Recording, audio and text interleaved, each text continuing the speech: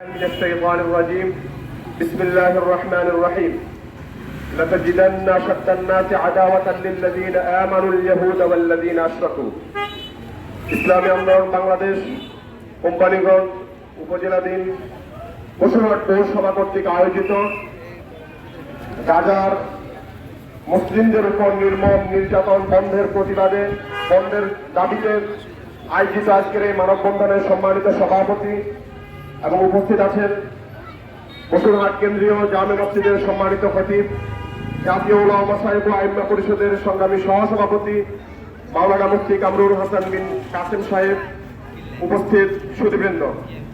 আমরা প্রত্যেকেই জানি সে 1948 সালের 15 মে জারজ রাষ্ট্র ইসরায়েল স্থাপিত হয়েছে এবং তারপর থেকেই দিনে দিনে ফিলিস্তিনের পবিত্র ভূমিকে তারা করায়ত্ত করে নিচ্ছে।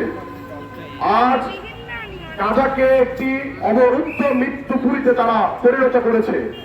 অসংখ্য মুসলমান ভাইকে হত্যা করেছে এবং এই হত্যা তাদের বর্বর নির্যাতন অবিরামভাবে চলছে।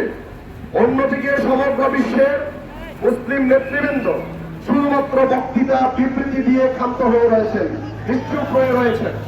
অথচ এই সময়ে আমাদের উপর এই নির্মম নির্যাতনের বিরুদ্ধে জিহাদে অবতীর্ণ হওয়াই ছিল আমাদের মূল দায়িত্ব। কিন্তু দুর্ভাগ্যজনক সত্য হচ্ছে মুসলিম বিশ্বের নেতৃবর্গ আজকে অজানা কারণে নিশ্চুপ রয়েছে। আমরা এই নিশ্চুপতার বিরুদ্ধে তীব্র প্রতিবাদ জানাচ্ছি। সংগ্রামী সাথী বন্ধুগণ, আমাদেরকে এখন প্রথমত যেই কার্যকর পদক্ষেপ নিতে হবে তা হচ্ছে মুসলিম বিশ্বের এই ইসরায়েলের দলদাসগুলোকে ক্ষমতা থেকে ছেটিয়ে বিদায় করতে হবে।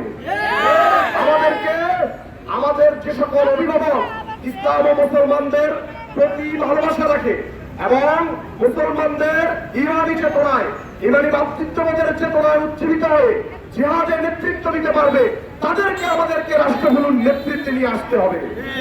এটি হচ্ছে আমাদের প্রথম দায়িত্ব। দ্বিতীয় দায়িত্ব হচ্ছে আমাদেরকে ইসরায়েলি পণ্য শুধু বয়কট নয়, আমরা চাই সংখ্যাগরিষ্ঠ এই মুসলিম দেশে ইসরায়েলি পণ্যকে আইন করে নিষিদ্ধ করা। আমরা সরকারের কাছে দাবি জানাচ্ছি ইসরায়েলের প্রত্যেকটি পণ্যকে এই দেশে যেন আইন করে নিষিদ্ধ করা হয়। সাথী বন্ধুগণ, সাথে সাথে আমাদের আল-আকসার সাথে যে ঐতিহ্য রয়েছে সেই ঐতিহ্য যেন আমাদের পাঠ্যপুস্তকে অন্তর্ভুক্ত করা হয়।